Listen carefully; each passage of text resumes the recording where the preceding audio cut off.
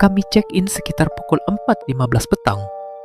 Masuk je bilik, saya bagi salam dan baca ayat kursi, tepuk bantal sambil baca Bismillah 5.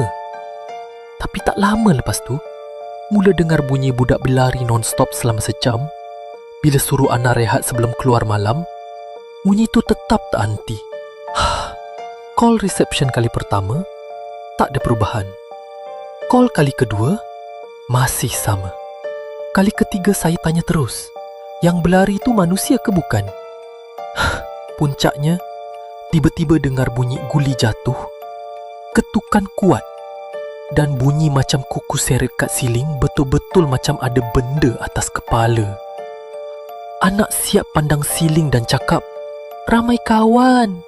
Suami terus ajak keluar cari hotel lain sebab tak nak ambil risiko anak kecil terganggu malam-malam. Kami turun jumpa manager dan tunjuk video. Dia terus offer tukar bilik sea view on the spot. Katanya free of charge. Padahal resepsionis tadi kata bilik penuh. Lepas tukar ke bilik tingkat 15, semua kembali tenang. Tak ada bunyi pelik, anak tidur lena. Alhamdulillah, selamat. Tapi serius, tingkat 11 bilik Sabus 33 tu memang lain macam.